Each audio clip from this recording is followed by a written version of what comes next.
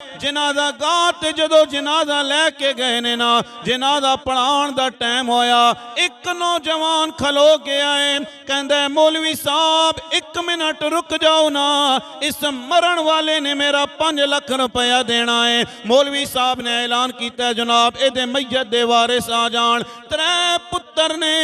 जदों नौजवान ने कहा तुहाडे बाप ने मेरा करजा देना सी 5 लाख रुपया, कौन देवेगा? बड़ा भाई छोटे दी तरह वेखदा है, छोटा भाई बड़े दी तरह वेखदा है, एक दूसरे नाल गल्लां पै करदे ने। नौजवान ने कहा यारा दसो ते सही ना मेरा कर्जा कौन देवेगा?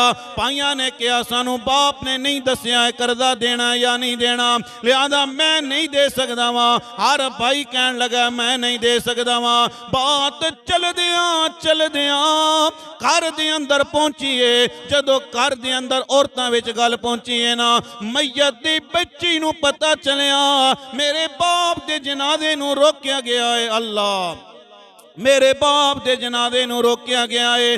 बच्ची ने पूछया आण वालिया जरा दस ते सही ना मेरे बाप दा जनाजा क्यों नहीं पढ़ाण दिता जा रहा?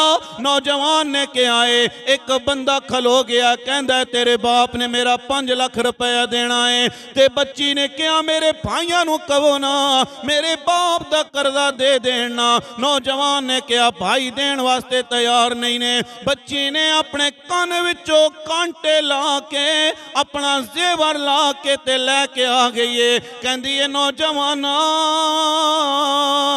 ऐ जेवर लै ले पर मेरे बाप दा जनाजा खराब ना करना। और जिस बच्ची नूं जायदाद विचों हिस्सा नहीं दे दिता है, बच्ची कहंदी है चे जाए कि मेरे बाप ने जायदाद विचों हिस्सा नहीं दिता, चे जाए कि सारी जिंदगी मेरा बाप मेरे नाल प्यार नहीं करदा रहा है, लेकिन है ते मेरा बाप है ना। ऐ ले लवो जनाब जेवर लै लवो ते सुन लवो अगर कर्जे दी रकम पूरी ना होवे ना मैं अपना घर वेच देवांगी, अपना कमरा वेच देवांगी, लेकिन बाप दा जनाबे वाला मैं कर्जा जरूर अदा करांगी, जरूर अदा करांगी। जदों इतनी गल होई है ना तवज्जो करियो दोस्ताने मोहतरम, जेड़ा कर्ज खाए ओ कहंदा मौलवी साहब इस मैयत ने मेरा 5 लाख नहीं देना सी बल्कि मैं एदा 5 लाख देना सी।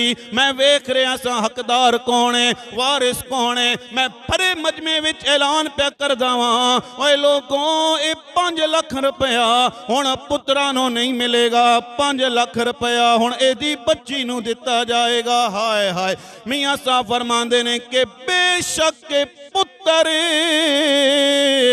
मिठे मेवे होंदे ते रौनक होंदी घर दी,